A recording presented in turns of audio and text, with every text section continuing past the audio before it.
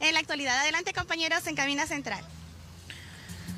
Gracias, Keiklin. Bueno, desde Pueblo Libre nos vamos a trasladar nuevamente a donde se viene desarrollando esta reunión entre los Ministerios de Justicia, Educación y las organizaciones evangélicas. Adelante, Reni. Ha reconocido nuestra legislación desde hace muchos años a nivel del Código Procesal Constitucional, ¿no? Era cuanto yo quería explicar y quedo, por supuesto, a su disposición para cualquier pregunta o precisión que ustedes tengan a bien hacer. Bien, muchas gracias, señora ministra María Soledad Peristello. Bien, señor congresista Moisés Díaz Rianto, como está en la programación en este foro sobre educación y género, el contexto presente, queremos saludar la presencia, estamos esperando a la señora ministra de Educación igualmente para la exposición que conjuntamente con la señora ministra de Justicia, la doctora María Soledad Peristello, están como expositores centrales. Saludamos la presencia de los miembros representantes de las iglesias evangélicas, la doctora Beatriz Mejía Mori, por el Movimiento Misionero Mundial. ¿Está con nosotros? Está con nosotros. El pastor Pedro Mejía Briceño, por la Convención Bautista del Perú. Lo saludamos igualmente. El pastor Rolando Boulanger Mogollón, presidente de la Asamblea de las Asambleas de Dios del Perú. Presente. Igualmente el pastor Roberto Bastante por la Iglesia Alianza Cristiana y Misionera. Lo saludamos. El pastor Daniel Vega, presidente de la Confraternidad Nacional de Pastores Evangélicos del Perú, COMPE, sí, está. El profesor Tomás Sáenz por la Universidad Seminario Evangélico de Lima, UCEL. Sí. El doctor Patrón Contreras Vara, rector de la Universidad Seminario Bíblico Andino, USBA, también presente. Bien, de acuerdo a la temática, señor congresista, como se ha previsto, es la participación, las preguntas a la señora ministra, doctora Marisol Peristello. Por favor, si tenemos el micrófono para las consultas del caso, sus nombres y la, digamos, la representación que tienen. Adelante, por favor. La doctora Beatriz Mejía. Adelante, parece. Sí, para que la vean, doctora Beatriz Mejía. Ministra, yo congresista. El micrófono, acérquese, por favor. El micrófono. Sí, acabo de ver con alguna preocupación que el texto que se ha puesto en el ecran no es el publicado por el decreto legislativo 1323 en el Diario Oficial del Peruano, en donde en la modalidad grabada de este delito de discriminación e incitación para la discriminación es en el caso de un servidor civil, una categoría que el derecho penal peruano no reconoce. O sea, no existe el servidor civil como, digamos, sujeto de una condición delictiva agravada. Y en este ecran se ha puesto el funcionario público, que era el texto anterior, pero esto fue modificado por el decreto legislativo 1323, y de ahí la preocupación de una gran cantidad de pastores. Porque no es que nos estemos imaginando que pueda haber una persecución por razón de las opiniones o de la expresión de carácter de fe. ¿Por qué razón? Porque, por ejemplo, el pastor Alberto Santana, que es pastor de una iglesia muy grande, simplemente ha estado en el púlpito explicando lo que la Biblia dice respecto al homosexualismo, y ni siquiera era su opinión, sino simplemente está diciendo lo que la Biblia dice. Entonces fue denunciado penalmente al amparo del 323 por Promsex. Eso ha sido público, ha salido en todos los diarios. Entonces, un pastor perseguido, digamos, por razón de que está en el púlpito expresando sus fundamentos de fe. Entonces, mucha gente puede discrepar, simplemente que no vayan a su iglesia si no están de acuerdo, ¿no es cierto? Pero nadie puede denunciar penalmente. Entonces, nosotros tenemos conocimiento que los grupos que están detrás justamente de la incorporación de estos conceptos en la legislación nacional son precisamente ellos, ¿no? Promsex, el MOL, que pueden tener expectativas legítimas de querer incorporar una serie de derechos que ellos reclaman. El tema es que no pueden ir en contra de los derechos ya reconocidos por los tratados internacionales de derechos humanos y la Constitución peruana, que los incorpora por el mérito del artículo 55 de la Constitución. Entonces, la preocupación que yo tengo es que, más allá de las buenas intenciones que tenga usted, ministra, que no me cabe la menor duda que usted tiene una buena intención, la percepción que tenemos los ciudadanos de este país, no solamente las iglesias evangélicas, ¿no?, como que hay una pretensión de incorporar supuestos derechos, pero que están vulnerando derechos ya reconocidos. Y esto sí es peligroso, pues, porque entonces estamos ante una situación en que si ya, sin el texto este del artículo 323, se denunció a un pastor por decir en un púlpito que el homosexualismo está lo cual según la Biblia, y esto tiene antecedentes en el mundo. O sea, no es que, digamos, la preocupación de las iglesias católicas y evangélicas estén alrededor simplemente de este texto, sino que hay como un increscendo, ¿no es cierto?, de supuestos reconocimientos legales que se dirigen a hacer lo mismo que pasó en otros países, ¿no? En Estados Unidos, una maestra de escuela habla de Jesús, aunque sea en sentido histórico, y la procesan penalmente, la sacan del magisterio, le embargan todos sus bienes, debido a que esto fue creciendo como una bola de nieve en los Estados Unidos, y no hubo mecanismo para ponerle término ni impedimento para garantizar los derechos de los demás, por una razón, porque el sistema de justicia también estaba controlado, como está pasando en nuestro sistema de justicia, ministra, y yo le quiero plantear esto como interrogante y preocupación. Hay una organización que se ha creado, JUSDEM, una asociación de jueces, que tiene una serie de magistrados, hasta vocales de la Corte Suprema. Dicen que el presidente de la Corte Suprema está en esta asociación, que está financiada por Planned Parenthood, la misma organización que financia PROMSEX y otros organismos en el mundo para imponer la agenda esta pro derechos LGTBs. El tema es que un magistrado no puede, pues, estar involucrado en una organización, porque eventualmente, y de hecho en este momento tienen una serie de acciones populares, acciones de amparo, y habrán más denuncias. Por eso es que cuando nosotros hemos dicho que vamos a denunciar penalmente el tema en el ámbito educativo, se han reído. ¿Por qué razón? Porque creen tener controlado al Poder Judicial, y ese es un problema de Estado, y eso es una política pública muy delicada, señora ministra. Entonces yo le quiero pedir, en nombre del Perú, no de las iglesias evangélicas, las iglesias evangélicas en este momento están teniendo un liderazgo en este tema que yo felicito, pero en nombre del Perú, como ciudadana peruana, simplemente, y como madre y como abogada, le pido que usted tome cartas en el asunto. Tengo excelente referencia en su formación personal, profesional. Entonces, mi preocupación es que hay una serie de personas valiosas que se están dejando envolver por esta corriente, pero con efectos peligrosos, porque esto ya ha tenido antecedentes en otros países. Entonces, no estamos inventando nosotros una supuesta cacería de brujas a través del decreto legislativo 1323, sino que ya comenzó la cacería. Y encima tenemos un poder judicial controlado por jueces pro género, ¿no es cierto? El día de hoy, a las 4 de la tarde, tienen una reunión y dice agenda de trabajo. Y entre sus lineamientos de acciones es ir a dar conferencias, o sea, capacitar a la comunidad. No sé cuáles serán los grupos selectivos para esto. Entiendo que van a convocar jueces de las cortes del país. Bien. Y un juez no puede hacer eso. Doctora. Entonces, le pregunto, señora ministra, si ustedes están al tanto de todo esto que está pasando, porque en este momento se ha quebrado el sistema de garantías constitucionales y el ámbito de la justicia para proteger los derechos ya reconocidos por la Constitución. Bien, muchas gracias. Gracias. Gracias, doctora Beatriz Mejía de Educa Bien. Les pedimos, si me permite, congresista, me permite, señora ministra, este tema es bastante delicado y tiene mucha connotación.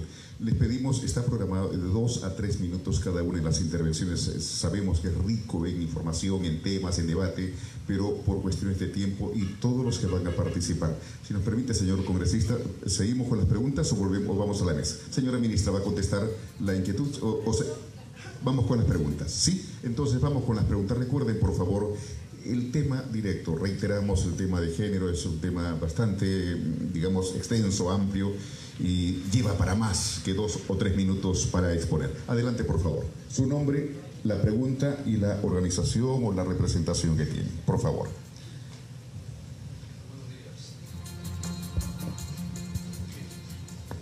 Muy buenos días. Mi nombre es Marco Dufo, soy presidente de la Fraternidad Internacional de Pastores Cristianos. Agradezco al congresista Guía por la invitación y a la señora ministra por estar en este foro. Quiero señalar o partir por lo último que casi dijo, que vamos a enfrentar cualquier forma de discriminación. Eso es lo que usted ha sostenido. Y nos parece bien. Nos parece bien que se sancione el crimen, el abuso, la violencia. Pero a esta ley, y lo quiero decir con mucho respeto, se le ha llamado ley mordaza. Ese es el tema. Esta ley proteccionista puede tener también ciertos visos de discriminatoria. ¿Y a qué me refiero? Con mucho respeto se lo digo, señora ministra. Más allá de que nos asiste el derecho fundamental a la libre expresión, a la libertad religiosa y a la defensa de la familia, derechos consagrados en nuestra Constitución política, nos preguntamos si en la redacción aprobada en el artículo 323 del Código Penal se sanciona penalmente a quienes supuestamente discriminen o inciten a la discriminación de una persona o más personas basados en motivos de orientación sexual o identidad de género, entre otros. Nos preguntamos también, señora ministra, ¿no se está más bien vulnerando nuestros derechos y discriminando a quienes como nosotros, sea por motivos morales, principistas o religiosos, no compartimos expresiones que a nuestro entender contienen un carácter ideológico? El derecho penal es el conjunto de normas jurídicas que definen determinadas conductas como infracciones, usted lo acaba de decir, y dispone la aplicación de sanciones a quienes la cometan. Es el medio de control más drástico al cual se debe recurrir en última instancia cuando todo lo demás ha fracasado.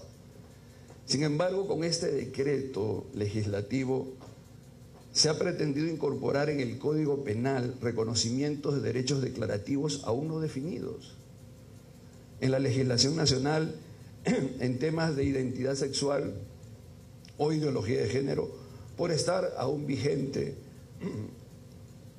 el artículo 234 del Código Civil. Entonces queremos preguntarnos, ¿estamos realmente haciendo lo correcto, aplicando esta normativa de esta manera? Termino con un pensamiento simplemente, si me lo permite. El pensamiento del Nobel de la Paz, Martin Luther King. ¿Cómo determinar si una ley es justa o injusta? Una ley justa es una norma hecha por el hombre que está en consonancia con las leyes morales o con la ley de Dios. Una ley injusta es aquella que no está en armonía con las leyes morales. En palabras de Santo Tomás de Aquino, una ley injusta es una ley elaborada por los hombres que no hunde sus raíces en las leyes eternas y en el derecho natural. Cualquier ley que engrandezca la personalidad es justa. Cualquier ley que la degrade es injusta. Esto lo dijo Martin Luther King desde la cárcel. Muchas gracias. Gracias. Gracias, señor Rousseau. Usó 4 minutos. Usó 4 minutos. A ver si lo hacemos en menos, por favor. Otra intervención, por favor. Su nombre, si pertenece a una iglesia, por favor, el nombre también. Gracias.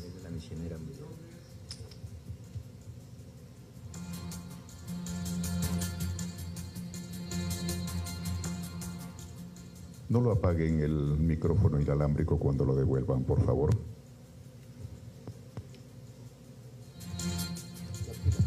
Y está, ahí está, sí es. No lo apaguen. Señora ministra, mi nombre es Luis Mesa Bocanegra, de CONAFAN y Movimiento Misionero. Yo quería sumarme también a la enorme preocupación que tenemos, porque si bien es cierto la intención de ustedes es muy buena, aparentemente es muy buena, yo no quiero creer lo contrario, pero nosotros también venimos teniendo una serie de hostigamiento legal por esta organización PROMSEX. Resulta que hace como 2 meses una joven que era lesbiana, ella denunció que había sufrido maltrato psicológico en su hogar. Entonces PROMSEX llevó esto al Poder Judicial y llevó esto también a los medios de comunicación que les gusta mucho este tema, y luego en Cuarto Poder emitieron un programa acusando a nuestra organización de que ella había sufrido acoso, había sufrido perjuicio psicológico, ¿no? En su hogar. Ellos deducían porque la madre de ella asistía a nuestra iglesia y asistía hace unos 3 meses. O sea, nosotros cuando asiste hace 3 meses no es miembro de la iglesia, es una persona, una feligres. Pero resulta que en las indagaciones fiscales, quien maltrataba a esa joven era su padrastro, y su padrastro no tiene nada que ver con la iglesia, ni lo conocemos, ¿no? Es una persona promiscua, eso no es nuestro problema.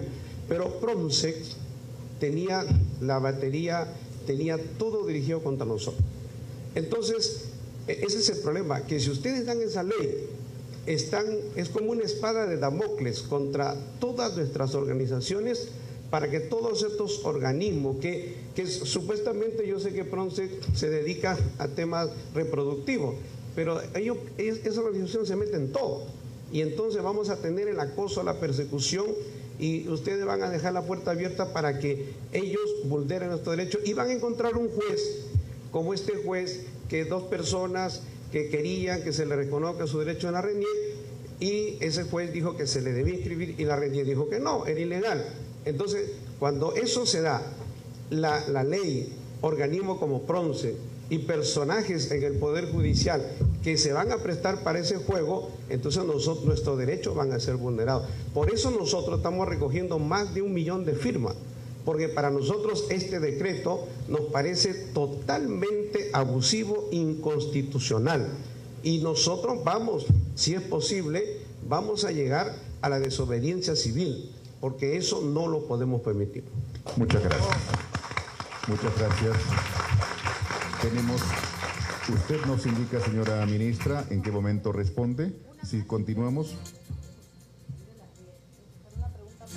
Una pregunta más, por favor, para la señora ministra de Justicia. Soy el pastor Pedro Mejía Briceño, buenos días, miembro de la Convención Evangélica Bautista del Perú.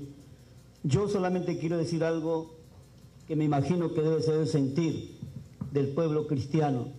Yo soy pastor evangélico y le digo a nuestras amadas autoridades, a quienes amamos y respetamos mucho, nosotros vamos a seguir predicando lo que dice Dios en las Sagradas Escrituras. Porque para nosotros lo que dice Dios son decretos supremos superiores y absolutos a los decretos humanos. No sé qué pasará. Nos meterán a la cárcel, nos matarán, nos perseguirán. Yo sé que no vamos a llegar, pues que espero que nuestras autoridades, que saben que vivimos dentro de un marco democrático, van a realmente respaldar a todos los ciudadanos peruanos. Pero yo quiero decirle, como siervo de Dios, yo me debo más a Dios que a las autoridades humanas. Es necesario obedecer a Dios antes que a los hombres. Muchas gracias. Muchas gracias. Aquí el señor. Adelante, adelante. Le escuchamos. Muy buenos días, doctora. Soy Roberto Bastante, pastor de la Iglesia Alianza Cristiana. Antes que nada, quisiera felicitar por estar al organizador, el congresista Moisés Guía, y la gentileza que ha tenido de acompañarnos. Evidentemente este es un tema controversial, pero hay algunas cosas que quedan en la comprensión de la ciudadanía. Ya no hablo solamente de los pastores, sino de la ciudadanía. Hace unos días una encuestadora dice que el 94% de los peruanos están de acuerdo con la igualdad de género. La pregunta básica es, ¿qué entiende el Estado peruano por género? Pero no me diga qué cosa es lo que se siente o lo que se piensa, sino qué cosa es. Porque nos da la impresión, por documentos del Ministerio de Educación, nos da la impresión de que hay una ausencia de sentido en lo que están diciendo aquí. Ellos dicen voy a leer un fragmento por un instante nada más. Dice: la identidad sexual implica que el niño o la niña es capaz de reconocerse como hombre o mujer a partir de las diferencias biológicas que existen entre los sexos. Todos de acuerdo. La identidad de género se refiere a una dimensión psicológica. Tiene que ver cómo los niños y las niñas se identifican con los atributos y roles que su cultura ha establecido para las mujeres y los varones. Hasta allí podemos estar de acuerdo, pero fíjese lo que agrega: estos atributos y roles son socialmente construidos, es decir, no son naturales y además pueden modificarse con el tiempo. Está haciendo 3 declaraciones absolutas. Yo quisiera saber si los editores de este programa de reforma educativo han tomado peso al hecho de hacer declaraciones absolutas. Y yo quisiera preguntarles a ellos con qué autoridad dicen, por ejemplo, que son socialmente construidos, sin contar el aspecto biológico. ¿En qué sentido no son naturales? ¿Con qué autoridad dice que no son naturales? Y lo peor, que se pueden modificarse con el tiempo. Y para que no haya ninguna duda, tienen un pie de página que dice: tengamos presente que la identidad de género no termina en la niñez. Es un proceso que prosigue durante toda la vida. En los diferentes espacios donde las personas nos vamos moviendo, iremos encontrando diferentes definiciones sobre lo que es ser hombre o mujer, siendo los más importantes e influyentes la familia y la institución educativa. Entonces, mirando el futuro, esto rebasa el ámbito educativo. Nos dicen que la identidad de género es cambiable y es absolutamente transformable de ida y de vuelta. ¿Qué clase de sociedad vamos a construir así en el futuro? Quiero ponerle un ejemplo que tiene que ver con la justicia. Si un hombre siente que es mujer, irá a RENIEC y tendrá un DNI que diga que es mujer, pero se junta con una mujer que siente que es hombre. Y entonces ellos se pueden casar. Y un día esta mujer le pega al hombre. O el hombre que se siente mujer le pega. ¿Cómo van a definir los jueces esto? ¿Será violencia de género? No es para reírse, no es para reírse. Es algo que define la sociedad que queremos tener. Y lo digo como una inquietud pastoral. Gracias. Bien, señora ministra, vamos a la mesa con la señora ministra Marisol Perestello. Me disculpen, yo quisiera poder quedarme a absolver todas sus dudas, pero la ministra de Educación está aquí en los próximos minutos y yo tengo que estar 10 y 20, lamentablemente en INPE por temas penitenciarios, probablemente no tan trascendentes como estos, pero sí urgentes. Entonces les pido su comprensión. Yo quisiera ir un punto a la vez, empezar con la señora Beatriz, hacerle una consulta. La denuncia del pastor Alberto Santana, ¿cuándo fue? La de Promses. Exactamente. Es la primera pregunta que quería hacer, primero para marcarla. Quiero además señalar que tiene usted razón, señora Beatriz, mil disculpas por la ayuda que me habían acompañado a mí. Ese es el 323 que mandó Justicia, tuvo una precisión de PCM por la Ley de Servicio Civil. No incorpora población civil. La Ley de Servicio Civil te establece la clasificación de los servidores civiles. Te pone A, funcionario público, B, directivo público y C, servidor civil de carrera, que es el nombrado a partir de la vigencia de la Ley de Servicio Civil, el famoso SERVIR. Entonces se ha adecuado toda la legislación, estaba fuera de mi foco, pero lo aclaro sí me parece legítima su preocupación. Yo quiero que volvamos al verbo rector. Yo sé que acá hay muchos abogados, así que discúlpenme si regresamos a estos temas, pero me parece que son importantes. El tipo penal 323 anterior, por el que fue denunciado el pastor Santana, al que hacía referencia la doctora Beatriz, decía: el que por sí o mediante terceros discrimina. Era lo que decía. A una o más personas o grupo de personas. Primer verbo rector. Decía: o incita o promueve en forma pública actos discriminatorios. Eso era lo que decía. El tipo penal actual es mucho más preciso, precisamente para evitar ese tipo de circunstancias. No te habla de discrimina abierto, te dice: el que por sí o terceros realiza actos. La opinión no es un acto en sí misma, realiza actos. El acto tiene que menoscabar, el acto de distinción, exclusión, restricción o preferencia, que anula o menoscaba el reconocimiento, goce o ejercicio de cualquier derecho de una persona o grupo de personas. O sea, esto ha sido muy preciso y de hecho yo les pido que lo relean una y otra vez. Yo voy a pedirle a a Marlene que corrijamos este tema para distribuirlo y que revisen si este tipo penal 323 es mejor, más preciso o más impreciso que el anterior en términos de qué conducta se sanciona. Nosotros consideramos que es mucho más preciso, no ha sido trabajado al azar, ha sido trabajado con los jueces, con los operadores de justicia para limitar el ámbito de interpretación y que se proteja lo que se quiere proteger, que una persona, independientemente de cualquier característica, circunstancia, sea violentada por esa condición, que sea pobre, que sea rico, que sea hombre, que sea mujer, que sea lesbiana, que sea homosexual, que sea abogado, que sea político, que sea lo que fuere. Ese es el objetivo de esta norma, expreso. Yo comprendo que este es un tema que nos lleva a veces a posiciones enfrentadas, en que muchos, y es mi caso, nos sentimos violentados. Yo me siento violentada cuando hay una manifestación frente a la iglesia, yo soy católica.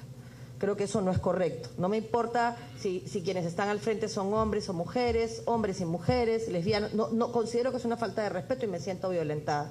Pero si yo respondo a esa violencia con violencia, entro a una espiral que no tiene cuándo terminar. Y por eso estoy aquí, porque creo que esta es la forma como podemos entendernos todos y cómo podemos aprender a convivir. ¿Cómo educamos a nuestros hijos? Eso es un tema distinto. Cada uno lo educará en función de lo que cree, de lo que siente, de cómo quiere que esa niña o niña se proyecte, de si quiere que sea una persona respetuosa, pero sí creo que tenemos que parar las posiciones que tenemos legitimidad para expresar en un púlpito, parar el tema de la violencia. Y la reacción, por supuesto, siempre ha sido peor, o sea, nunca hemos podido sentarnos a conversar. Yo no creo, me parecería muy extraño, y en eso estoy segura que van a coincidir conmigo, yo soy una mujer de fe desde que tengo uso de razón. Entonces no me cuesta hablar en este lenguaje, porque de hecho me cuesta mucho más representar un Estado laico. Es más difícil para mí, mucho más difícil, pero es lo que me toca. Eso no significa que renuncie al derecho de todos los peruanos y de todas las peruanas de tener la religión que deseen y además actuar en consonancia en su vida privada. Nosotros creemos que este tipo penal, el 323, es mucho más preciso, cierra esta interpretación abierta que podía tener el juez desde qué cosa es discriminar, lo restringe a un acto que menoscabe, expreso, y lo otro que decía, por eso no me llama la atención que la denuncia en el tipo penal anterior pueda haber procedido, porque era un tipo penal abierto. Este es un tipo penal absolutamente cerrado. Además lo que dice es, sobre el tema del financiamiento, yo sí creo que hay, digamos, conozco lo que se denomina ideología de género. Esto en realidad lo que hace es respetar derechos, está apuntando a eso, no está apuntando a otra cosa. Y comprendo también, y es absolutamente lícito, que se cite la legislación internacional. Perdón, voy a invitar a la ministra de Educación a pasar, yo voy terminando ya.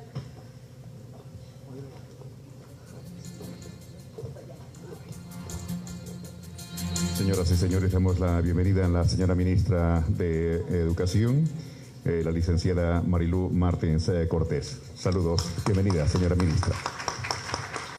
Marilú, yo estaba terminando en 2 minutos. Entonces, sí comprendo la preocupación, sí comprendo el tema, pero por lo menos en esta materia, en la materia penal, lo que hemos hecho es restringir a supuestos expresos. Quiero aprovechar por los comentarios que decía el pastor Bocanegra, ¿no? El tipo penal anterior ya incorporaba estos supuestos. Yo les pido que por favor revisen el diario de debates y la legislación. Lo que pasa es que no eran expresos. Cuando te hablabas de cualquier otro, de hecho el Pacto Internacional de Derechos Civiles y Políticos o el Sistema Interamericano, cuando hablan de discriminación, incorpora algunos supuestos y dice, y otros de cualquier índole. No se hablaba de discriminación a pueblos indígenas hace 40 años, no se hablaba de discriminación a personas de tercera edad hace 40 años, no se hablaba de personas con discapacidad hace 40 años. Se han ido incorporando supuestos que por la casuística se ha determinado que tienen un grado de vulnerabilidad mayor al general y que por ello tienen que ser expresos para que la sociedad sepa que esa circunstancia no es una razón para tener un acto, cometer un acto que restrinja su derecho. Entonces, inconstitucional es, yo no considero que sea abusivo, lo digo con todo respeto, al contrario, creo que es absolutamente restrictivo y que protege el derecho de todos a pensar distinto, pero no a que ese pensamiento te lleve, por ejemplo, a un acto de violencia contra nadie, por supuesto menos contra quien lo pregona. O sea, yo creo que ahí tenemos que aprender a convivir, a respetarnos y a que a través de la educación que cada quien decida darle a sus hijos pueda formar su propio juicio. El pastor Dufo nos hablaba de una ley mordaza. No, yo creo que no, pastor, con todo respeto. Y yo les pido que lo revisen y que lo revisen con un penalista y que les diga si este 323 eso no es mucho más, protege mucho más que el 323 anterior. Porque yo sí creo que lo que se necesitaba era que estuviera meridianamente claro qué cosa era discriminar, que no fuera abierto. Y yo creo que acá está muy claro, es que distinguir, excluir, restringir, preferir, en la medida en que el acto anule o menoscabe tu derecho. Por ejemplo, te prefiero a ti respecto de ella porque eres hombre. Cuando tienen la misma capacidad, tienen el mismo CV, pero yo lo escojo a él porque es hombre, simplemente porque es hombre. Entonces hay un acto de discriminación, porque te estoy clarísimo, evidente. Pero discriminar, así, suelto, sin acto previo, porque decía el que discrimina. Entonces, revísenlo, por favor. Sí creo que además me preguntaba, expresaba el pastor Dufos el tema de la ley natural. Y yo sí creo que eso es absolutamente respetable, ¿no? De hecho es mi doctrina, pero el tema del Código Penal es una situación muy distinta, ¿no? Es qué cosa sanciona el juez. El juez sanciona una conducta que menoscaba un derecho y la sanciona expresamente. A partir de eso pueden haber opiniones sobre si la conducta debe ser protegida o no, yo lo dudo. Puede no gustar la conducta, pero que debe ser protegida una persona y no debe ser golpeada, maltratada o violentada por su condición o porque es lesbiana, yo no creo que nadie discrepe en eso. Es más, yo sí creo que las iglesias protegerían a una persona en una situación de esa naturaleza. No tengo duda. Entonces, lo que se está haciendo es que el Estado está asumiendo el rol de protegerlo expresamente. Y con la misma fuerza protege la opinión.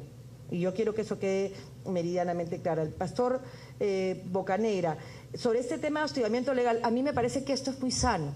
O sea, yo sí creo que valdría la pena que también se hablara con la misma amplitud y con la misma transparencia en el Poder Judicial, para que no existiera nadie que utilice el derecho. Así como nosotros protegemos una población vulnerable que sea expuesta a violencia física, psicológica o cualquier acto que menoscabe sus derechos, también es bueno que se entienda que no se puede actuar en sentido contrario con quien, por ejemplo, tiene un discurso no de odio, un discurso que reivindica una ley natural en la cual hay hombre y mujer, y ese hombre y mujer no cambia con las conductas aprehendidas, que es lo que caracteriza la categoría masculino o femenino.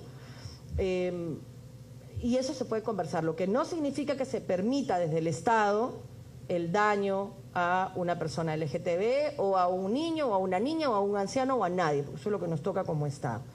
El pastor, yo coincido en que cada uno de ustedes tiene que hacer lo que hace, ¿no? Son hombres de Dios, yo eso lo respeto, pero les pido que el 323 a mí me parece un avance para todos. No me parece que sea un retroceso, al contrario. Por lo demás, aunque se derogara el 323, la interpretación que establece la cuarta disposición final y transitoria de la Constitución, en cualquier caso lo va a incluir y van a retroceder a un tipo penal anterior que era mucho más peligroso, porque era abierto. Mucho más peligroso, no para las personas LGTB, al contrario. ¿Por qué? Porque es una categoría protegida a nivel nacional y a nivel internacional. Hay sentencias del Tribunal Constitucional. No estoy hablando de las sentencias que pueden considerarse paradigmáticas, ¿eh? No, estoy hablando de la legislación y de la jurisprudencia sostenida, pacífica, que no ha generado ningún tipo de cuestionamiento. Hay una protección de parte del Estado a todas las poblaciones vulnerables. Y hay una protección respecto de la conducta de terceros o de servidores públicos o de servidores civiles a partir de la ley Cerver. Entonces era lo que yo quería. Siempre las puertas del Ministerio de Justicia están siempre abiertas para escuchar todas sus preocupaciones, para hacer todos los foros de intercambio que queramos, para construir esa sociedad que ustedes impulsan y en la que yo creo que es una sociedad de paz, en la que no sobra nadie y en la que podemos aprender a respetarnos y criar a nuestros hijos como deseamos. Yo estoy segura que Marilú podrá explicar los temas de la currícula que les preocupan y podremos encontrar un destino y un camino común en paz. Muchas gracias a todos y estoy a sus órdenes. Bien, muchas gracias, señora ministra de Justicia, doctora María Soledad Pérez Tello, que ha tenido esta primera intervención conjuntamente con la señora ministra de Educación, que luego la presentaremos. Vamos a despedir entonces en estos momentos a la señora ministra de Justicia, que se retira en estos instantes. Gracias, señora ministra.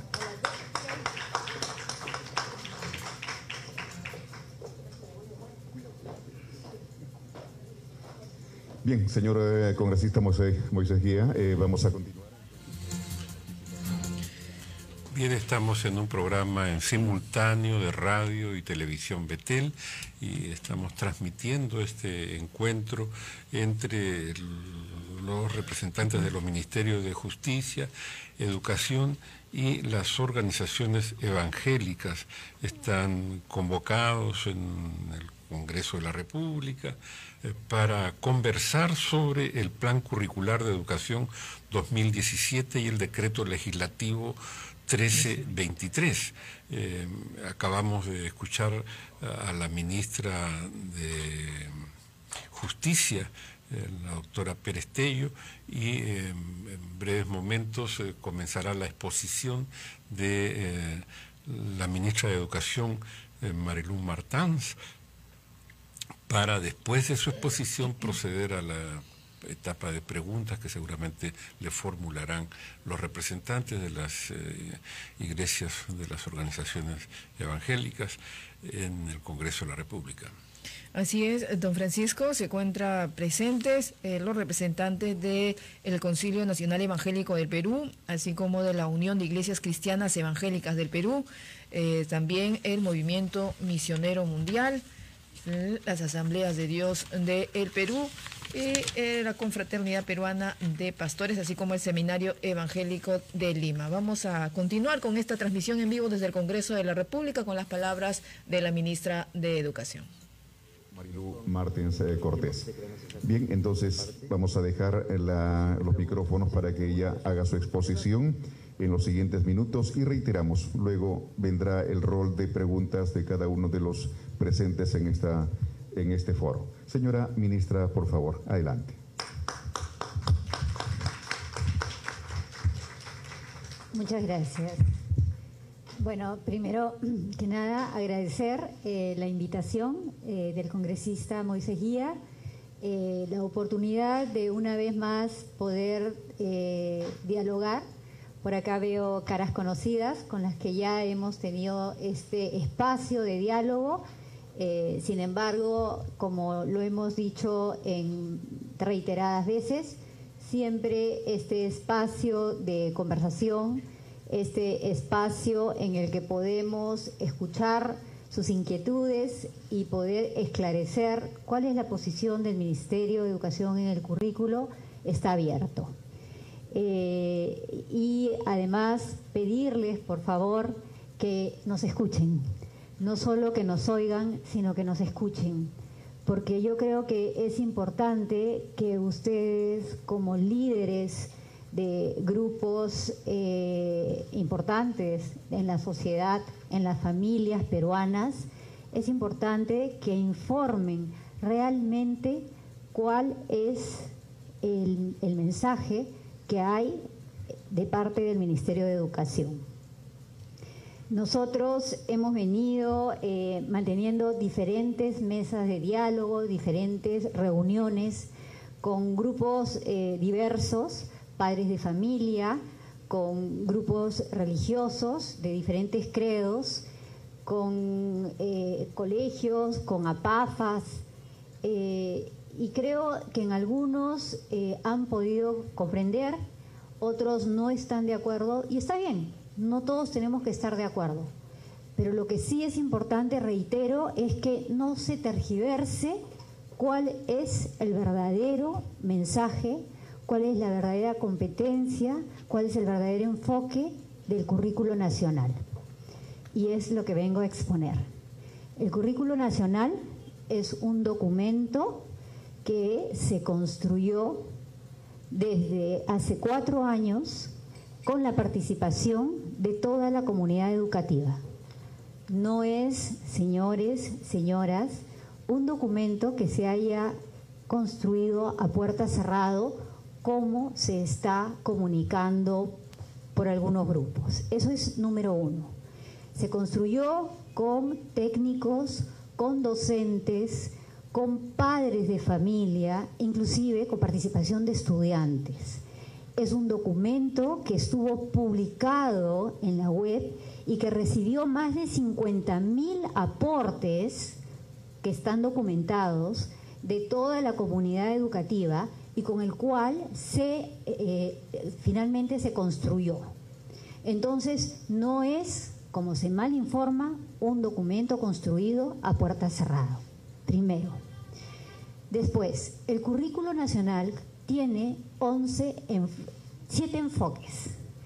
Tiene 7 enfoques, de los cuales uno de ellos es el enfoque de igualdad de género, que es uno de los enfoques que ha causado esta polémica, esta discusión, esta mala interpretación de algunas personas importantes para nosotros, por supuesto, y por el cual estamos dispuestos siempre a abrir las puertas del ministerio o inclusive trasladarnos e ir donde están ustedes y poder esclarecer. El enfoque de igualdad de género no es algo nuevo, señores y señoras. El enfoque de igualdad de género es un enfoque que está dentro del currículo nacional desde el año 2004. En el año 2004 y en el currículo del año 2009, ya el currículo o el marco curricular o el diseño curricular nacional, como se llamaban en ese entonces, contenían este enfoque. Y no era otra cosa desde ese momento que promover en nuestros niños y en nuestras niñas, en sus hijos, en sus hijas, en nuestros estudiantes, un enfoque que buscara una igualdad de oportunidades, de derechos y deberes entre niños y niñas.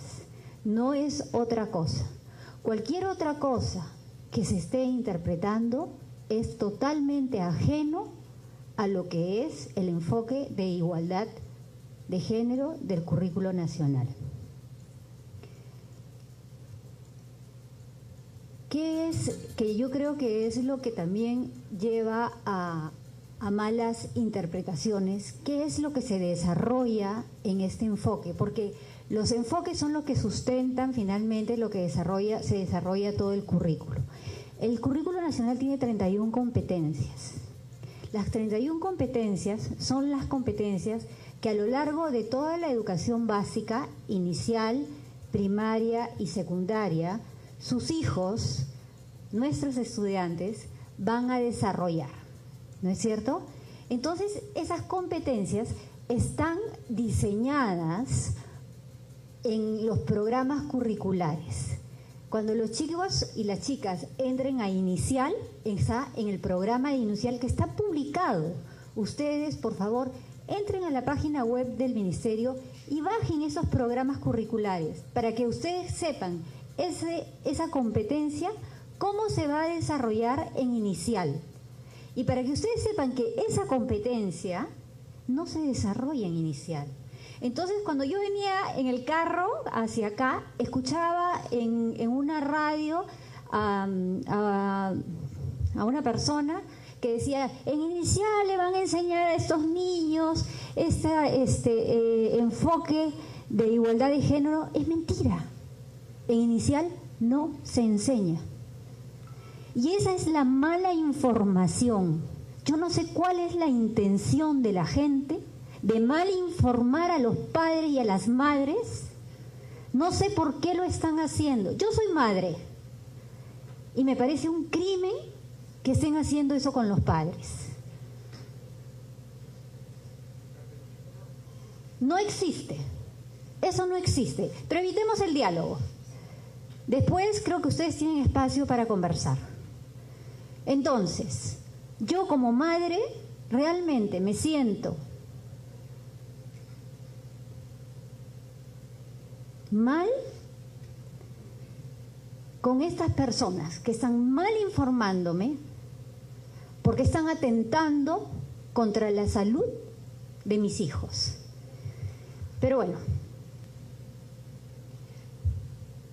hay otro programa que es el programa de primaria. Ahí está en primaria qué es lo que se le va a enseñar a sus hijos. Léanlo para que ustedes se den cuenta que lo que se busca en este enfoque no es otra cosa que igualdad de oportunidades, que los chicos tengan las mismas oportunidades que las chicas en el deporte, en lo que vayan a estudiar, en lo que se vayan a desarrollar socialmente. Por favor, lean y comprendan, no descontextualicen frases, oraciones, porque eso es lo que están haciendo algunas personas. Yo he visto los volantes que están repartiendo estos movimientos. Esos volantes los he visto y eso no es verdad. Eso no es el currículo nacional, no sé qué cosa es. Si ustedes leyeran realmente el currículo se van a dar cuenta. En el currículo nacional, además, ustedes van a ver claramente que se habla de sexo y género, que es otra cosa que ustedes dicen, ¿por qué género? Porque es diferente, señores y señoras. Sexo es la diferencia biológica con la que nacemos. Usted, señor, nació hombre. La señora que está aquí leyendo nació mujer. Eso es sexo. Nacemos hombres y nacemos mujeres.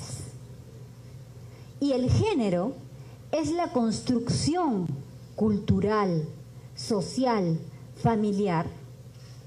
Es el prototipo que construimos a partir del sexo. No sé, yo uso aretes, me pinto, son cosas que se construyen socialmente. El señor congresista es hombre, usa terno, usa corbata.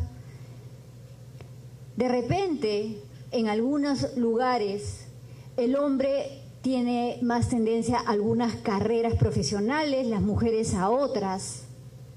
Hoy día, aún en el Perú, las mujeres, por ser mujeres y por tema de género, tenemos menos oportunidades que los hombres. Y nadie puede negarlo, porque es estadística. Son números que se arrojan, es objetivo y concreta la información. Hoy día las mujeres, si el señor Guía y yo tenemos el mismo desarrollo en cuanto a preparación académica, hemos ido a la misma universidad, nos hemos esforzado igual, hemos estudiado lo mismo, pero de repente él por ser hombre tiene mayores oportunidades de trabajo y de remuneración que yo por ser mujer. Esa es la realidad que hoy día se vive en el Perú. ¿Por qué? ¿Por qué no debemos fomentar, por qué no debemos desarrollar desde la escuela que los hombres y las mujeres tenemos las mismas oportunidades, los mismos derechos y por supuesto los mismos deberes? Y eso es lo único, señores y señoras, que se busca en el currículo nacional.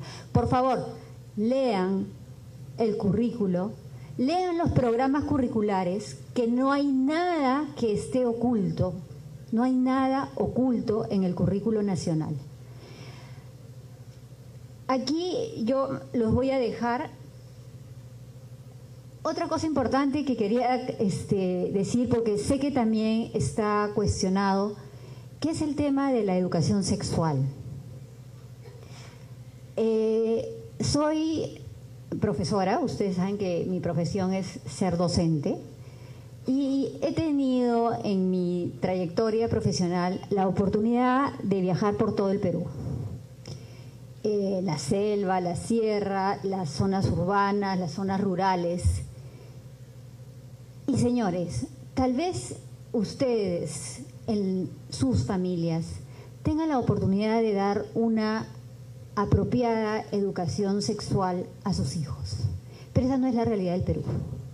Hoy día las niñas en la selva se inician sexualmente a los 10, 11 años. He tenido la oportunidad de ver niñas que tienen que desertar de la escuela a los 11 años porque salen embarazadas. No sé si ustedes saben, pero también tengo la oportunidad de manejar colegios con internados.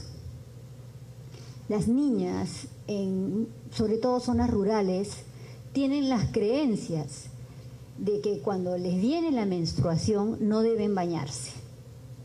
Esas niñas están propensas a infecciones. Entonces, ¿cómo no enseñar a niñas al cuidado, a higiene, a una educación sexual?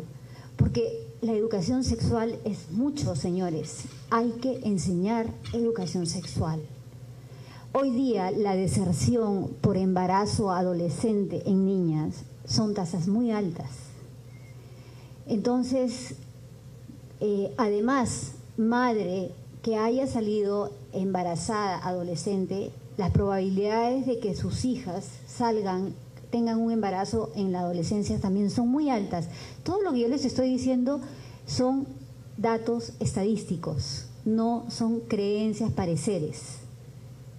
Entonces, yo sí creo, señores, que no nos estamos basando en otra cosa que en data estadística, y que nosotros estamos buscando es lo mejor para nuestros niños y niñas. Entendemos la preocupación que tienen ustedes sobre algunos dogmas, lo que está pasando, y no estamos ajenos a eso. Pero lo que sí queremos decirle es que el currículo nacional lo que busca es una igualdad de oportunidades entre hombres y mujeres, una igualdad de derechos y deberes entre hombres y mujeres. No es otra cosa. Yo me voy a quedar un ratito, voy a escuchar sus preguntas, y aquí con ustedes se va a quedar un equipo técnico del Ministerio de Educación. Hemos traído al equipo realmente especializado para que puedan esclarecer todas las dudas que ustedes tengan, porque esta es la idea de esta mesa que ya habíamos acordado con el congresista Moisés Guía, para que ojalá que podamos realmente llegar a algún acuerdo, y que yo no niego que haya preocupación en cosas que esté pasando fuera del ministerio, pero que sí, por favor, una vez más, yo les pido que traten de entender, de escucharnos. El Ministerio de Educación, a través del documento vivo, porque es un documento vivo, el currículo nacional es un documento vivo, sujeto siempre a mejoras y construido por la comunidad educativa, lo único que promueve en el enfoque de género es igualdad de oportunidades para hombres y mujeres, igualdad de deberes y derechos para hombres y mujeres. Muchas gracias. Muchas gracias, señora ministra de Educación. Por favor, si guardamos las manifestaciones, por favor, por respeto a los asistentes. Muchas gracias. Vamos a ir igualmente con el rol de preguntas. Señora ministra, si invita a su personal que ha hecho mención para que ocupen asiento, nos imaginamos que ellos también van a responder las preguntas que hagan los señores del público presente. Señor congresista, si es así.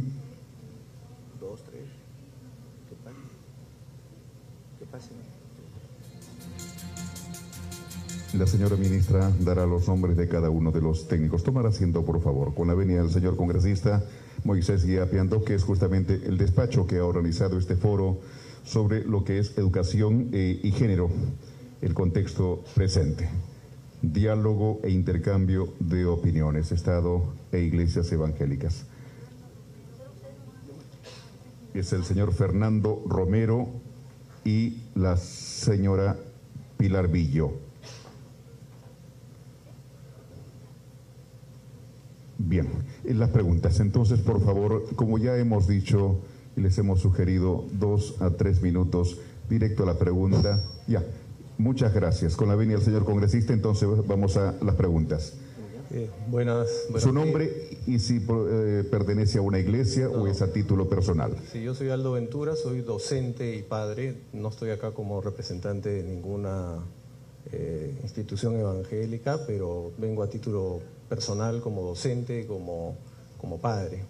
En primer lugar, quiero felicitar además al ministerio por los aciertos que tiene el currículo, entre otros, toda la estructuración por competencias y en fin, qué sé yo. Ya hablar de las virtudes es muy extenso y sí quisiera mencionar algunos puntos que son de preocupación, ¿no? Los que estamos preocupados por esto, que no tenemos, digamos, un tema dogmático, estamos preocupados no por desconocimiento, sino sí hemos leído el currículo y sí estoy leyendo los documentos, estoy leyendo las entrevistas que ha dado la ministra, he leído, en fin, estamos informados del asunto. Entonces, lo primero que quisiera decir es que todo aquel que tenga alguna objeción sobre este tema no es que esté desinformado o que no queremos contribuir con el Perú, ni queremos que se detenga la educación en el país, ni nada de eso, ¿no? Pero sí tenemos algunas preguntas muy concretas, ¿no? Efectivamente ha mencionado la ministra el tema del género y para nosotros los padres de familia estamos preocupados justamente por el dogmatismo, ¿no? Se acusa mucho al pueblo evangélico de dogmático, etcétera, y efectivamente ha habido algunas manifestaciones que han sido poco felices, ¿no? Digamos, en esta discusión. Pero también, leyendo acá este documento del Ministerio, que es la guía para educación inicial, aulas de 4 y 5 años, multiedad, no todo es rosado y celeste, ¿no? Profesor, si centramos la pregunta, rapidito, por favor. Dice, estos atributos y roles, hablando justamente del género, son socialmente construidos, no son naturales y pueden modificarse en el tiempo. Entonces tenemos 3 aseveraciones absolutas ahí, ¿no? Son construidos socialmente, no son naturales y son modificables en el tiempo. Lo que a mí me preocupa como docente y padre es el dogmatismo de eso. Es decir, nosotros podríamos decir que los estudios de género y demás pueden dar pie, y efectivamente lo dan, a temas de construcción social. Efectivamente, tenemos parte de nuestra identidad y lo que nosotros nos identificamos como hombres y mujeres tiene un lado social, sin lugar a menor duda. Pero afirmar que no son naturales, que son solo construidos, que se modifican con el tiempo, es una aseveración antropológica, psicológica, fundacional de la persona humana, que responde a una visión del ser humano que no es la visión, por un lado que está en la Constitución directamente, y que el común de las personas no lo conceptúa así. Bien. Entonces, si vamos nosotros a cambiar un asunto tan fundacional como el género, que la gente lo entiende como hombre y mujer, y vamos a abrirlo a una gama muy grande, debemos por un lado instruir a la población de eso, porque también mencionó, por ejemplo, en la entrevista del sábado, que había un 90 y tantos % de la población que aprueba la igualdad de género porque la entiende como igualdad de derechos y oportunidades entre hombres y mujeres. Ahí estamos todos de acuerdo. Creo que ahí no hay nadie que esté en desacuerdo con eso. Entonces yo sugeriría, mi sugerencia es, pongamos eso en el currículo y no pongamos algo que puede entenderse de 2 maneras. Pongamos igualdad de derechos y oportunidades entre hombres para todos, para todos. Y con eso estamos todos de acuerdo. Es mi contribución y creo que estamos todos remando en la misma dirección, quiero decir. Todos estamos interesados en que todos tengamos los mismos derechos, las mismas oportunidades, sea hombre, mujer o cualquier opción sexual que quiera tener, pero lamentablemente eso no es lo que dice exactamente, sino dice una frase que es ambigua. Ese es el fondo de la comunicación para poder entendernos claramente todos. Muchas gracias.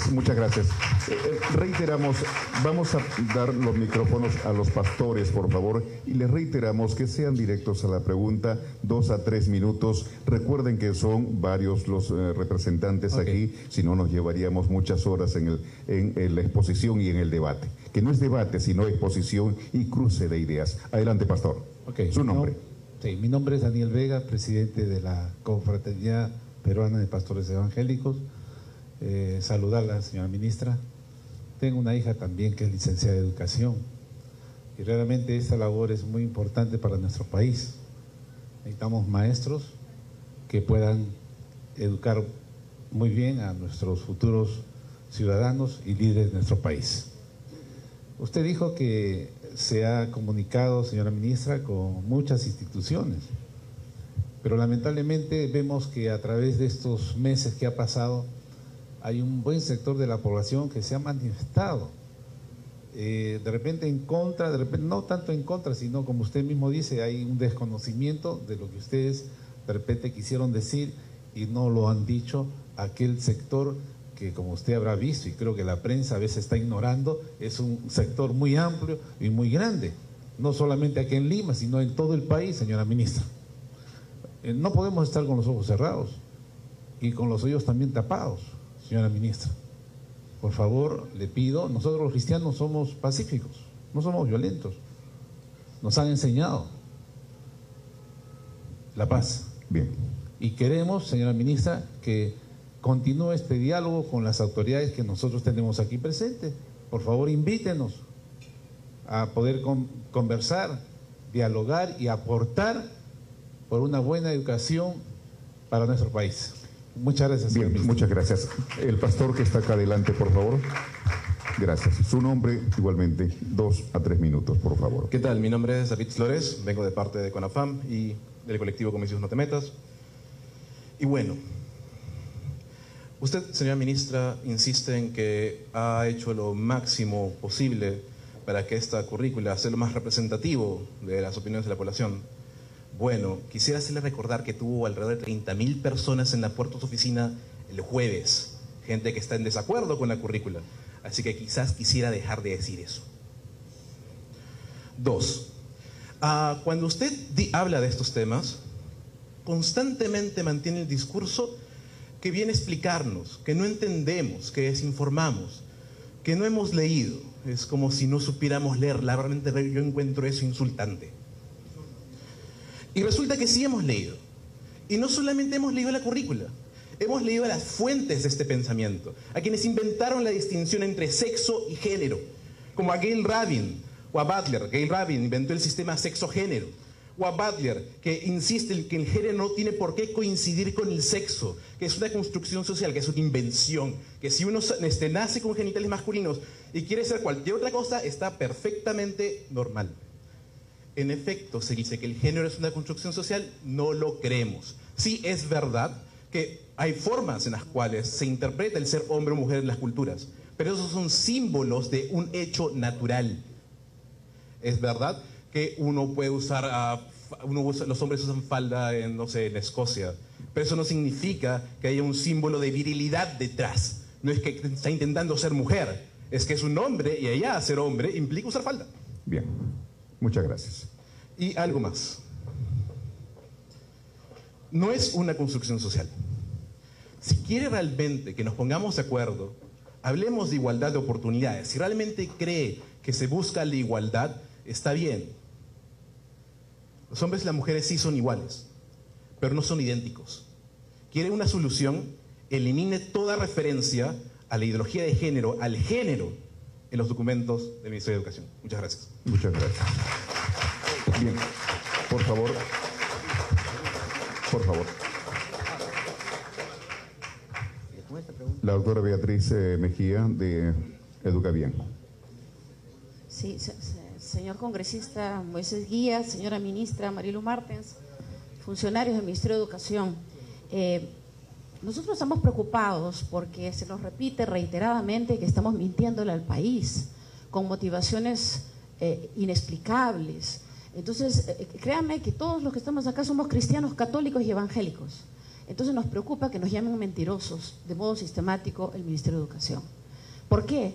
Le muestro la página 16 del currículo que tanto se defiende, que no tiene ideología de género, y dice claramente, está ahí en el ecrán, dice lo siguiente: todas las personas, independientemente de su identidad de género, tienen el mismo potencial para aprender y desarrollarse plenamente. Perfecto.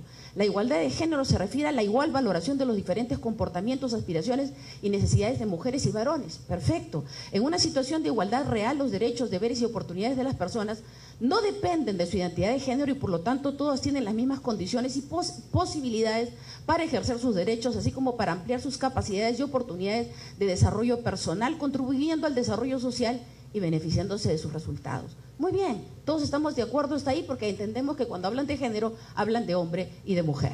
Si bien aquello, y acá viene el problema, que consideramos femenino o masculino se basa en una diferencia biológico-sexual, estas son nociones que vamos construyendo día a día en nuestras interacciones. Ministra, esto es ideología de género. Pueden ponerle cualquier título en este documento, pero eso es ideología de género. Y en la página 22 de este mismo currículo nacional, y se lo digo, mire, con todo mi corazón, así, en este momento, sobre la mesa. No estoy queriendo molestar a nadie, ni queriendo fastidiar su gestión. Estamos queriendo construir un Perú nuevo, un Perú distinto. Y miren lo que dice en la página 22. Construye su identidad, vive su sexualidad de manera plena y responsable. Con las personas que hemos discutido en otros espacios dicen, no, es que ustedes están interpretando mal eso.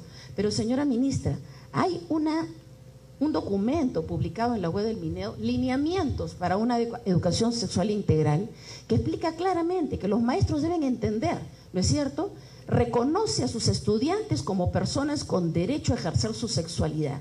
Porque esa es la otra idea de la ideología de género, que los niños están completos y pueden ejercer su sexualidad a la edad más temprana. Son dos conceptos que no solamente se pretenden aplicar acá, sino que se han aplicado en el mundo. O sea, no es que estamos nosotros inventando nada. Estos son cosas que se han aplicado en diferentes países con efectos devastadores, porque los chiquitos están empezando su sexualidad a los 11, 12, 13 años. Las niñas en México, impregnadas de ideología de género, están teniendo que vaciarles el útero, los ovarios, no tienen cáncer a las mamas a los 15, 16 años. Y obviamente su proyecto de vida, ¿cuándo será? ¿25 años? ¿30 años? Y realmente el tema es muy penoso de lo que está haciéndose, la manera como se están manipulando los sistemas educativos del mundo, y como ustedes mismos lo reconocen, porque aquí en el currículo educativo ustedes están asumiendo que estas son recomendaciones internacionales que están aplicando en el Perú. Mi pregunta es, y ya para no estar en esa discusión de si está o no está, porque para nosotros no nos cabe la menor duda que la ideología de género está en el currículo nacional, y de tal manera está que además hay una serie de documentos pedagógicos aplicativos, libros, como una quincena de libros hechos por el Minedu, por la editorial Norma, por la editorial Santillana, y aplicados en los últimos 9 años, como usted muy bien ha dicho. Esto no es nuevo, se ha venido aplicando desde el año, se postuló el 2004 y se ha aplicado desde el año 2009. Tenemos 7 años de ideología de género en la educación secundaria en nuestro país, con efectos devastadores. Hay una investigación muy seria de la Universidad de Piura, la magíster Gloria Huarcaya, sobre los textos escolares y todos los contenidos de la ideología de género que ya se enseñó a los alumnos de secundaria, y que explicaría, señora ministra, la cantidad de niños homosexuales que hay en este momento, jovencitos de 18, 19, 20 años, que salieron de las escuelas secundarias en los últimos años. Entonces, no estamos nosotros inventando una preocupación insana, sino que tenemos una preocupación legítima por los niños del Perú. Todos estos pastores que usted ve acá son formadores de vidas. Son personas que están preocupadas precisamente en cambiar desde el espíritu, el alma y el cuerpo a los seres humanos. Entonces tienen una tremenda carga espiritual y moral por lo que significa este currículo nacional, y todos los textos que ya se han aprobado mediante resolución 627-2014 de 14 de diciembre del año pasado. Aprobó el Ministerio de Educación los textos escolares que se van a aplicar en la enseñanza a partir de este año, o sea, a partir de marzo. Y hay una serie de libros que ya han sido materia de la evaluación de la magíster Gloria Huarcaya, que contienen ideología de género. Entonces, no solamente estamos hablando de la Guía de Educación Sexual Integral, sino de muchos otros documentos que son aplicativos y que desarrollan la ideología de género de modo textual, con antologías literarias, con una serie de elementos que a uno, sin lugar a dudas, le permiten llegar a la conclusión que hay una intencionalidad de imponer la ideología de género en la currícula nacional y en la educación peruana. Mi pregunta, señora ministra, si la ideología de género no está, según ustedes, en estos documentos, entonces, ¿por qué los libros que en este momento se van a repartir, o ya algunos se han repartido a nivel nacional, sí contienen la ideología de género y es un hecho inobjetable porque están los contenidos ahí y hay investigaciones al respecto? Gracias. Gracias, doctora Mejía. Vamos con dos preguntas, por favor. No, va a responder la señora ministra. Yo los dejo para que ustedes después sigan preguntando.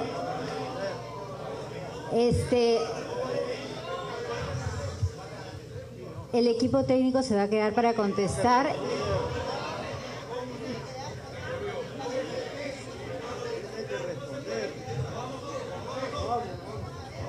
No. Por favor, pedimos por favor tranquilidad. Definitivamente jamás voy a llamar mentiroso a nadie porque soy una persona que respeto a todos los individuos. Lo que he dicho es que tenemos que informar bien a la gente. Con el mismo respeto que yo trato a la gente, creo que pediría que sea tratada. Yo creo que sí hay necesidad de esclarecer porque definitivamente no están bien informados, porque veo que sacan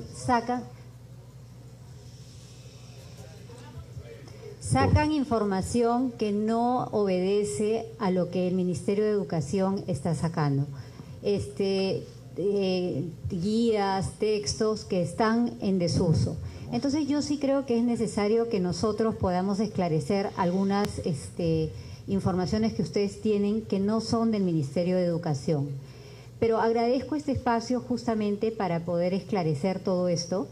Y otra cosa, señores y señoras, yo lo he dicho y lo repito, el currículo nacional es un documento vivo, sujeto a evaluación, sujeto a mejoras. Es un documento,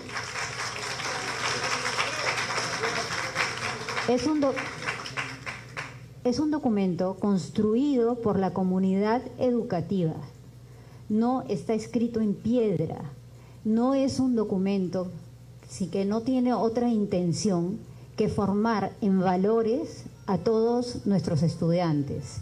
Entonces, yo no busco un espacio en el que nosotros estemos enfrentados. Nosotros reconocemos como primer formador a la familia. Entonces, ustedes, los padres, son los primeros formadores, son los que inculcan los valores en sus hijos. El valor de la honestidad, el valor supremo del amor, en fin, ustedes son los primeros formadores de sus hijos.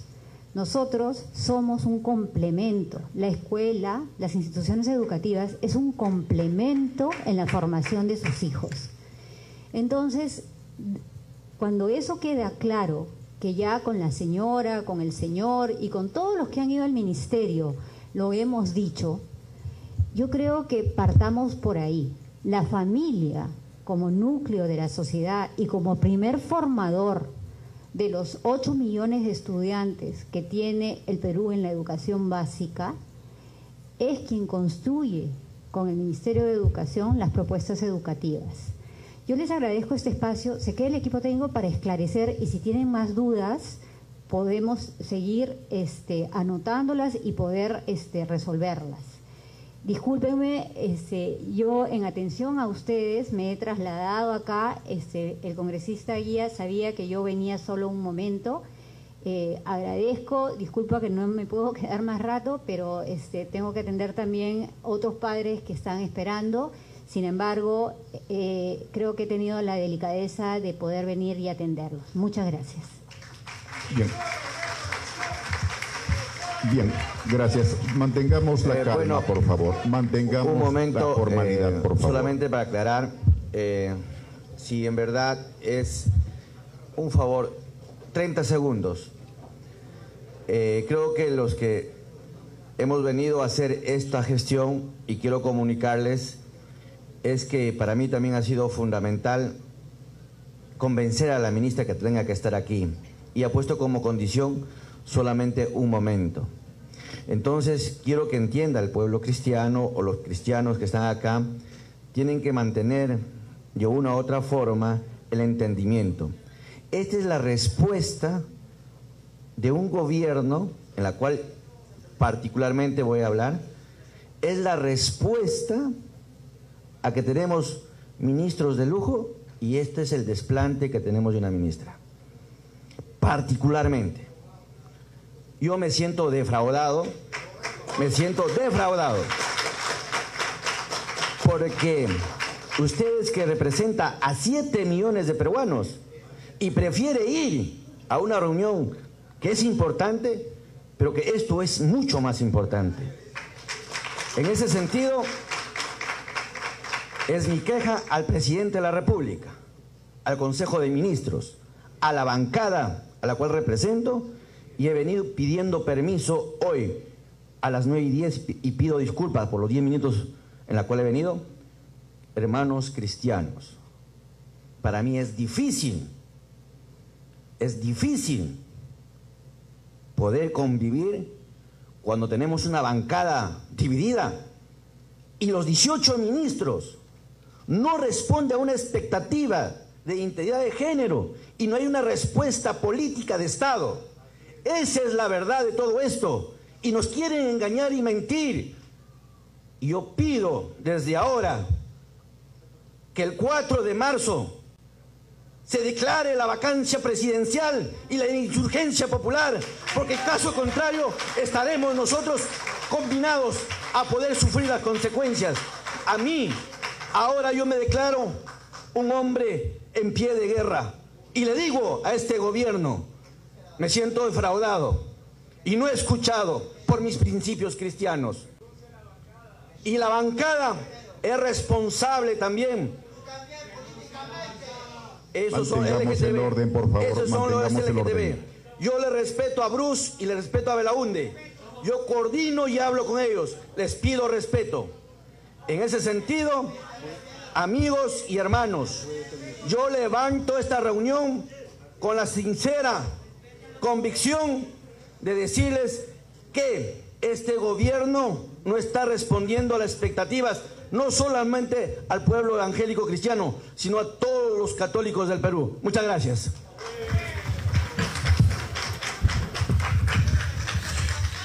Por si acaso, los funcionarios del Ministerio de Educación estamos aquí presentes para poder responder a sus dudas. La reunión que se venía celebrando en el Congreso de la República entre representantes de los Ministerios de Justicia, Educación y representantes de las distintas iglesias evangélicas ha terminado lamentablemente de mala manera. Y ha terminado de mala manera porque la ministra de Educación estuvo apenas, y está ahí, está grabado, ¿no? Claro, Habrá claro. estado 10 minutos más o menos, y en los cuales ha tenido expresiones como ya anteriormente las ha tenido en distintos medios de educación, descalificando a quienes critican la existencia de la ideología de género en el currículo escolar. Y lamentablemente cuando se le ha demostrado con pruebas que está ya la ideología de género en los textos escolares, en la currícula escolar, bueno, ella finalmente hizo mutis por el foro, dicen, ¿no? O sea, abandonó, se retiró, y entonces eso causó el inmediato retiro también de los representantes de las iglesias evangélicas. Y es más, el congresista que convoca a esta reunión, Moisés Guía Pianto, que es miembro de la bancada de gobierno, de la bancada de los Pepe Causas, es uno de los 18 que integran esa bancada. Él mismo ha expresado su desazón, su crítica a la ministra y al gobierno en general, porque manifiesta que esta conducta que ha tenido hoy la ministra de Educación, esta mala conducta es repetida también por los otros ministros y entonces dice, bueno, estamos defraudados del gobierno en general. Es lo que he escuchado yo, ¿no? No sé qué escuchaste tú, Sandrita. Bueno, el proceder de la ministra es el mismo, es repetitivo. Tenemos el video que muestra esta mesa de diálogo que tuvo con padres de familia en un colegio por Comas, y pues ante similares respuestas también evadió. Vamos a pasar el primero, donde pues un padre de familia le pide a la ministra, explíqueme en qué consiste esta manifestación del colectivo Con mis hijos no te metas. ¿Por qué está pasando esto, ministra? Vamos a ver este video.